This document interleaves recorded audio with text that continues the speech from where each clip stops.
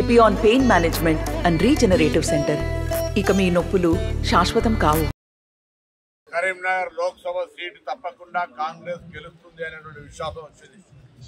ఈ రోజు హుస్నాబాద్ సిరిసిల్ల ఉంది, రేపు వేములవాడ చొప్పదండి. ఈ సందర్భంగా ఒకటే, ప్రజలందరూ కూడా నరేంద్ర మోడీ నియంతృత్వ ప్రభుత్వం పోవాలని, మానవతావాది దేశంలో వైషమ్యాలు పోవాలి, ప్రేమ అనురాగాలతో దేశమంతా ఐక్యంగా ఉండాలని భావించే రాహుల్ గాంధీ గారి నాయకత్వం రావాలని కోరుకుంటా ఉన్నారు. దానితో పాటుగా ప్రజలు అసహ్యించుకుంటా ఉన్నారు. ఈరోజు బాండ్ల పేరు మీద, ఎలక్ట్రల్ బాండ్ల పేరు మీద వివిధ సంస్థల ద్వారా నల్లధనాన్ని తీసుకోవడానికి ఎలక్ట్రల్ బాండ్ రూపొందించడం ప్రధానమంత్రి గారు చెప్పడం అంటే నేరుగా అవినీతిని ప్రోత్సహిస్తున్నట్టే అనే మాట ఈరోజు యావత్ దేశం మాట్లాడుకుంటా ఉంది.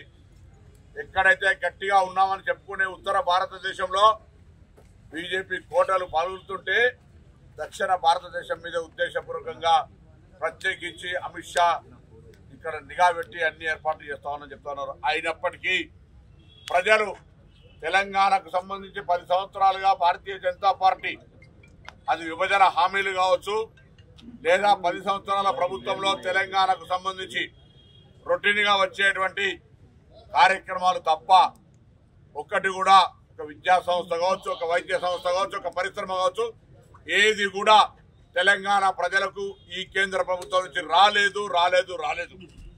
మీరు వచ్చిందంటే చూపేయమని అడుగుతా ఉన్నాం.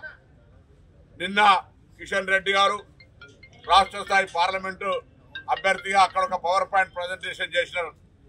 నేను అడుగుతా ఉన్నా, మీరు ప్రతి చిన్న కేంద్రం నుంచి 29 రాష్ట్రాలకు వచ్చేటువంటి నిధులు, అందులో తెలంగాణ కూడా రావాల్సిందే, అది హక్కు. దాన్ని కూడా మీ లెక్కలు చూపెట్టుకుంటా ఉన్నారు. నిజంగా మీరు కేంద్ర మంత్రిగా లేదా కేంద్ర ప్రభుత్వం ద్వారా తెలంగాణ ప్రయోజనాలకు సంబంధించి ఏమైనా ప్రత్యేకించి ఒక ప్యాకేజీ కిందనో, ఒక ప్రత్యేకమైనటువంటి ప్రణాళిక కిందనో తెలంగాణ ప్రజల ప్రయోజనానికి సంబంధించి తీసుకొస్తే అప్పుడు గొప్ప. అవేమి లేకుండా రొటీన్గా వచ్చే బాత్రూములకు, ఉపాధి హామీ పథకాలకు, సబ్సిడీలకు, దేశం మొత్తం 29 రాష్ట్రాలకు కామన్ స్కీమ్ కింద వచ్చే పైసలను కూడా లెక్క పెట్టి చెప్తే అది మీ అవివేకానికి నిదర్శనం. అందుకే ఇలా ప్రజలంతా తప్పకుండా మార్పు కోరుకుంటా ఉన్నారు. టీఆర్ఎస్ పార్టీకి సంబంధించి ఇప్పటికే ముఖ్యమంత్రి గారు నిన్న, మాజీ ముఖ్యమంత్రి గారు నిన్న మాట్లాడి చూస్తే ఆయన ఫ్రస్ట్రేషన్ స్పష్టంగా అర్థమైంది. ఆయన గడువులో ఒక ఎమ్మెల్యే ద్వారా 20 మంది ఎమ్మెల్యేలు కలిసిరట.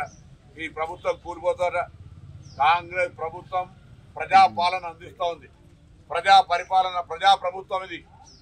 ఎన్నికైన మొదటి రోజు నుంచే ఈ ప్రభుత్వం కూలుతుందని పిల్లి శాపనార్థాలు పెడతానే ఉన్నారు. అటు భారతీయ జనతా పార్టీ ఒకవైపు, ఇటు టీఆర్ఎస్ ఒకవైపు, రెండు కూడా ఒకే మూసలో పోసినట్టుగా రైతుల సమస్య గురించి మాట్లాడినా, ప్రభుత్వం కూలిపోతుందనే అంశం గురించి మాట్లాడినా, లేదా రేవంత్ రెడ్డి గారు బీజేపీలో కలుస్తారనే మాట గురించి మాట్లాడినా, వీళ్ళిద్దరు కూడా కూడబలుకొని అన్నదమ్ముల్లాగా ఒకటే మాట మాట్లాడతారు. ఒక ఆయన ముందు మాట్లాడతారు, ఒక ఆయన మధ్యాహ్నం మాట్లాడుతూ ఉన్నాడు. నేను అడుగుతా ఉన్నా, ఇలా రైతులకు సంబంధించి కేసీఆర్ గారు నిజంగా రైతుల మీద ప్రేమ ఉంటే భారతీయ జనతా పార్టీ 3 నల్ల చట్టాలు తెచ్చినాడు, వ్యతిరేకిస్తున్నట్టు చేసి మళ్ళీ పద్ధతి ప్రకటించినావు.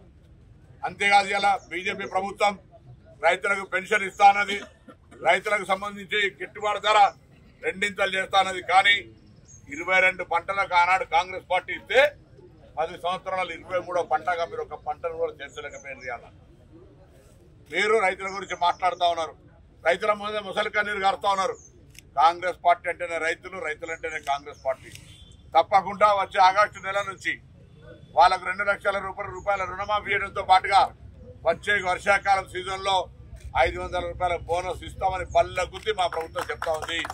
ఇప్పటికే ఉచిత బడ్జెట్ బస్ ఇచ్చినాం. మరిన్ని వీడియోస్ కోసం ఛానల్ ని సబ్స్క్రైబ్ చేయండి. లేటెస్ట్ అప్డేట్స్ కోసం వాట్సాప్ ఛానల్ ని ఫాలో చేయండి. అండ్ లింక్ డిస్క్రిప్షన్ లో ఉంది.